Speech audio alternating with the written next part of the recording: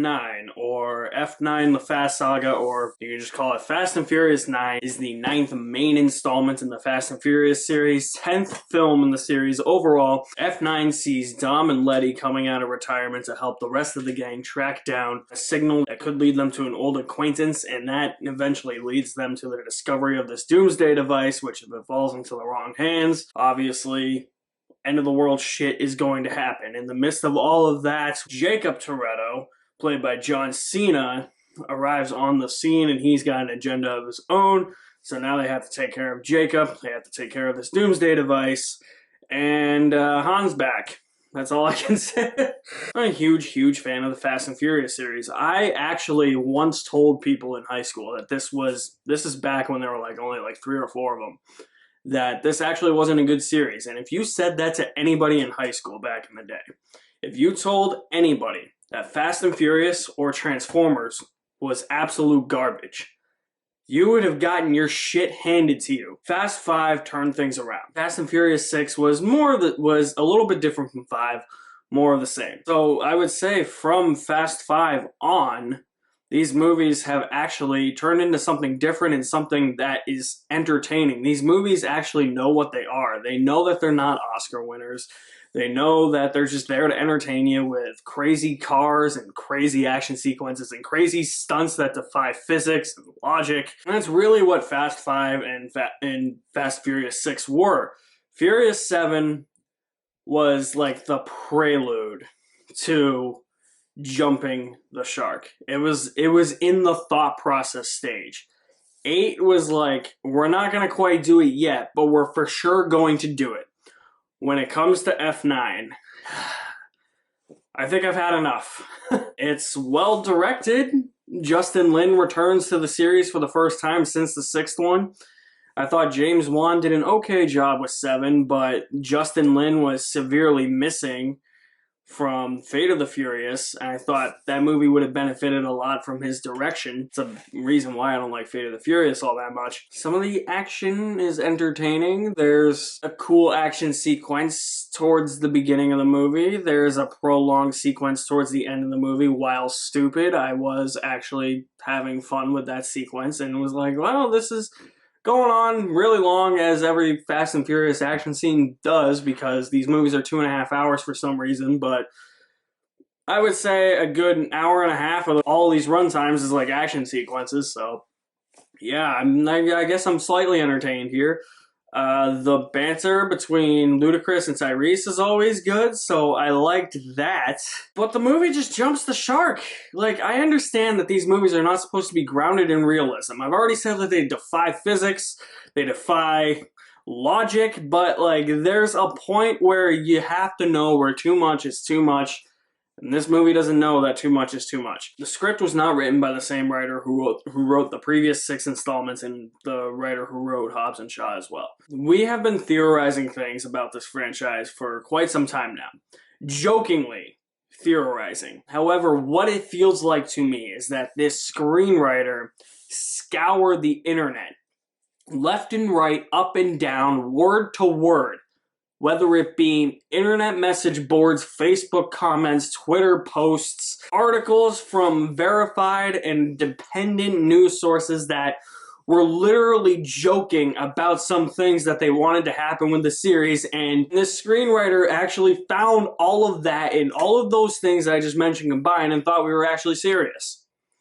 He didn't realize it was a joke, and he just shoved all of them into this movie. If I were producing this movie and I read that in the script, I would either have done this.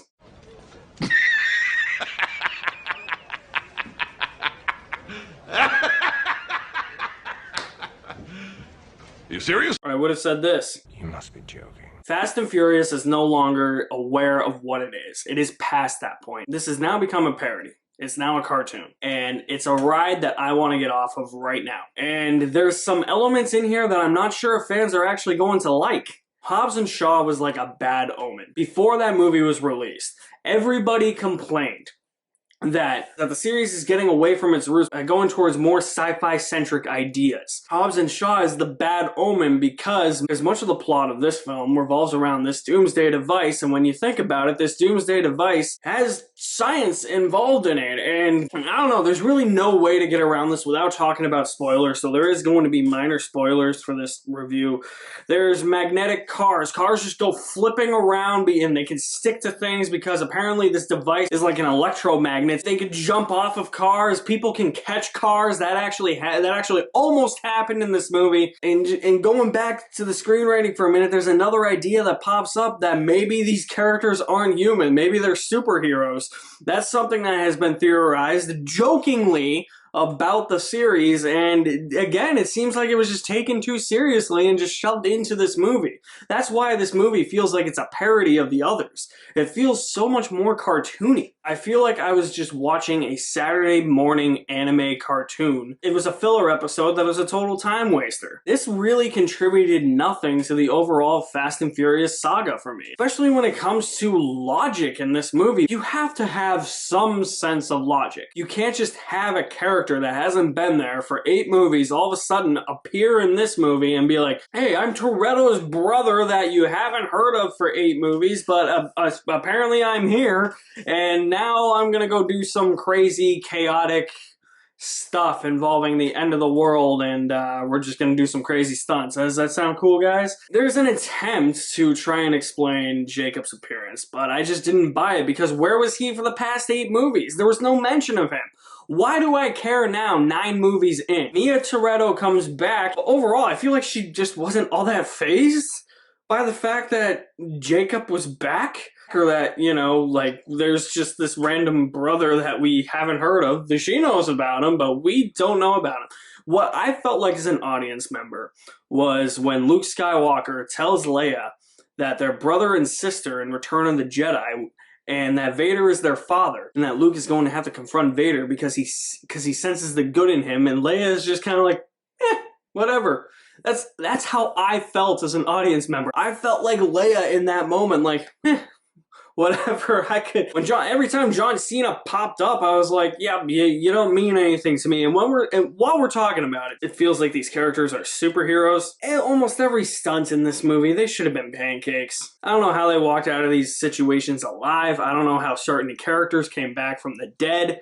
There's this whole convoluted backstory with Han, where I'm like, I don't know. I could be reading too much into it, especially since it is a Fast and Furious movie, but it's gone on 2 movies too long. It should have ended after 7. Paul Walker's last film. That should have been the last installment. And it honestly feels like it is the final installment with the tribute that they give to Paul Walker at the end of that film. That feels like it is the last Fast and Furious movie. Fate of the Furious was starting to go down this route. I mean, obviously the movies had been ridiculous before. I never once in my life did I ever think I would see a bunch of cars pulling a safe like it was a wrecking ball through the streets of Rio.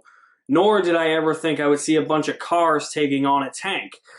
But what really sent it over the top for me and showed and proved to me that they just don't give a shit anymore, or they're starting not to give a shit anymore, or they're thinking about how to not give a shit anymore, is when they drive a car through 3 skyscrapers in Furious 7, and then 8, the cars take down like a submarine. And then in this one, you have everything that happens in this one, and this is where it completely jumped the shark for me. They should have been human pancakes.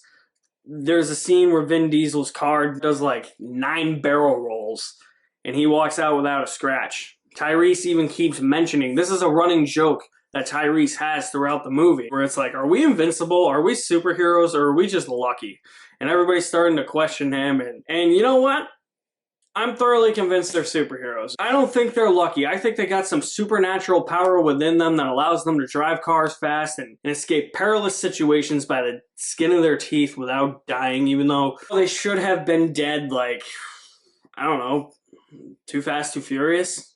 They all should have been dead? Maybe they should have all been dead in the first one. Where's Johnny Tran? This didn't do it for me. I don't think this is the worst Fast and Furious movie.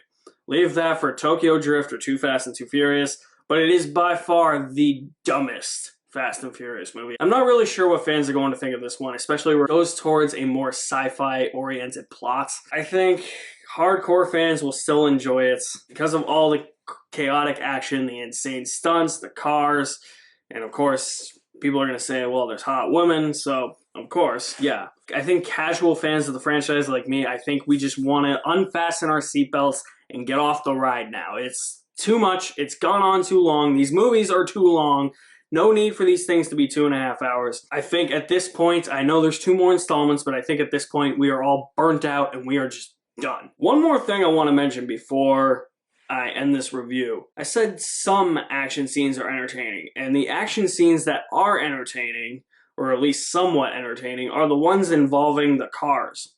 Everything that involves hand-to-hand combat or one-on-one, like kicking, punching, whatever it may be, poorly edited, poorly filmed. Nothing was exciting about any of that. And Dom and Jacob only fight for like 30 seconds. It was really disappointing. This was just a disappointing movie. I've rambled on too much about F9 already, so I'm just going to end it here. I'm going to give it a letter grade instead of a popcorn rating because I do want to fill in the gaps and review the first 8 films. I've already reviewed Hobbs and Shaw. It was my goal to review all 8 films before this movie came out, but just didn't get around to it. Eventually, I do want to review the first 8 just so that if I have a complete picture in my head. And with these older film series, for me, I don't know why, but it is just easier to do letter grades. So I'm just going to give F9 a letter grade, and I'm going to give F9 a C-.